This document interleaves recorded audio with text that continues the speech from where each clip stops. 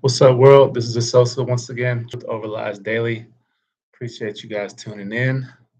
Got a quick question I want to answer and look through today. Look at some scriptures. This question came in and says, I know what color Jesus was does not matter in salvation. My question is, does it matter at all? And for what reasons? Now, of course, this person is very, very right. Of course, salvation is not impacted by your knowledge of who Jesus was or what, or not. It does matter if you know who Jesus was, but it doesn't matter if you know what color he was. That's not a salvation issue, of course.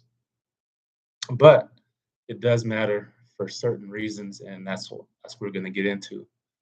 Before I go any further, just want to introduce myself again. Asosa Osai with Truth Overlies Daily, and we do this. We answer these questions that people have sent into me in the past. Sometimes I get some currently as well. But basically, what we do is we go through these questions and any doubts, any unbeliefs, any reasonings, any questions about Christianity, God, the Bible, Jesus Christ, anything having to do with spiritual things, I try to answer them. And the reason why is because every sheep needs a shepherd, and people deserve to have answers for the questions that they have about spiritual things. I don't know it all, but I do like to answer questions. I do like to research. And so I try to bring the scriptures. So let's get right into this question.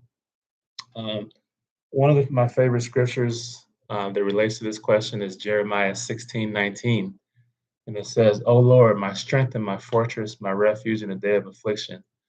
The Gentiles, keyword, the Gentiles, shall come unto thee from the ends of the earth and shall say, surely our fathers have inherited lies, vanity and things wherein there is no profit. Now, this scripture in Jeremiah is one of my favorite scriptures because it describes a time that's actually happening right now. It describes a time where the Gentiles who have received the gospel, we learned that in Romans 11 that the Gentiles received the gospel when Israel was basically scattered and fell asleep. So the Gentiles received the gospel, and then in the past, couple thousand years, the Gentiles have also corrupted themselves. And so now this is a prophecy of a time that we're going through now where Gentiles are starting to come back to God and to come back to truth and say, surely our fathers have inherited lies, vanity, and things wherein there is no profit. So what does this mean? This means when Paul was preaching the gospel to the Gentiles, the gospel went forth all throughout Europe. All the the European nations received the gospel, and they created civilizations, based not based on the gospel, but their gospel the gospel actually infiltrated their civilizations. But what happened after that? We have the Roman Catholic Church came in and kind of corrupted things, and we have lots of things that we can see now that are a result of the lies that entered and mixed with the gospel, with Roman Catholicism, with a lot of the false denominational teachings. And part of that was Jesus being white. It was that's not all the lies that entered in. A lot of things we can talk about, but specifically to this question, Jesus was whitewashed, and that was part of the lie that entered into the gospel when it went to the Gentiles. They changed Jesus to their color. Okay. So the scripture says, Our fathers have inherited lies, vanity, and things wherein there is no profit. So that's why these questions are coming up now, because now is a time when people are coming back to the truth. Even Gentiles, even white people, even Asian people, even people who've, basically been leading in the gospel for the past 2,000 years, they're starting to say, man, we've got some lies. We need to come back to the truth in this matter. We need to come back to the truth in that matter. We need to come back to the commandments. We need to come back to the Sabbath. We need to come back to recognizing the truth in the scriptures and not just making it in our image, right? And so that's kind of what I like to talk about. Of course, Jesus' color doesn't matter for salvation, but every lie matters. And this scripture just describes a time when even Gentile believers will start to come back to truth and turn away from lies. So it does matter because it was prophesied in the Bible that that people would turn from lies to turn back to truth. Next scripture is John 8:44. It says, "You are of your father the devil, the lust of your father you will do. He was a murderer from the beginning, and abode not in the truth, because there is no truth in him. When he speaketh a lie, he speaketh of his own, for he is a liar. The devil is a liar, and the father of it." Key word is father. The devil fathers lies. When you father something, you give it its purpose. And so the devil is the father of lies. That means every lie has a purpose from the devil. That means the lie that Jesus is white has a purpose. The purpose is from the devil. So when someone lies to you or somebody creates an image of Jesus that is a lie, that lie came from the devil. The devil fathered that lie, and that lie has a purpose. Every lie has a purpose. Every truth has a purpose. Every lie has results. Every truth has results. Every truth has fruit. Every lie has fruit. Ignorance has a cost. Not a salvation issue, but there is a cost. The cost is ignorance.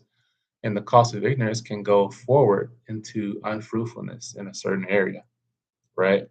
So you may produce fruit, but that fruit doesn't have seeds in it. Or you may produce fruit, but that fruit is, rotten, or may have some type of uh, side effect on it, right? So when you have when you have, hey, how you doing, Shelby? When you have a passion for truth, you have a passion for everything that comes from the Father, not just the gospel. It allows you to bear more fruit. That's why Jesus says, "I ordain you that you may bear fruit, and that your fruit should what? Remain." When you remain in the truth, and when you produce, when you not only just believe the truth, but you walk in the order of the truth, which means all truth, and you continue in the truth, then you shall know. When you continue in my word, then you know the truth, and the truth makes you free. So the main point is that we can't just take the gospel and then put whatever we want around it. We have to take the gospel and all truth combined with the gospel. That's what allows us to bear fruit. And so yeah, that's my take on it. Yes, it's not a salvation issue, but understanding historical truth and understanding you know, anthropological truth, or what we call sociological truth, or the reality of what we see in the Bible, how it looks, how it looked in the past, and translating it to the future, or translating it to the current. It allows us to actually see the Bible as a living book. Because when I used to read the Bible, I didn't know what Jesus looked like. I didn't know what the children of Israel looked like. It was like a distant book. I couldn't really see the reality of it. But now that I know what I'm looking at in the Bible, I know what I'm looking out. I know what I'm looking at in the real world today. So I can see Bible prophecy manifesting so much easier, and it makes the Bible alive today. um, Not just in faithful matters, but also in the things you can see, like people. You can see prophecy playing out a lot better when you know who Jesus was and who his people were. So that's my story. I'm sticking to it. That's the truth in the word. It's the truth that I believe.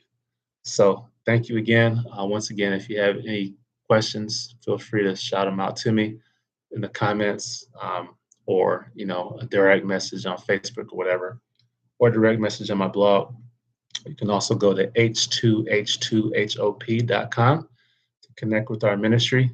H2H2HOP. That's H the number two, H the number two, HOP.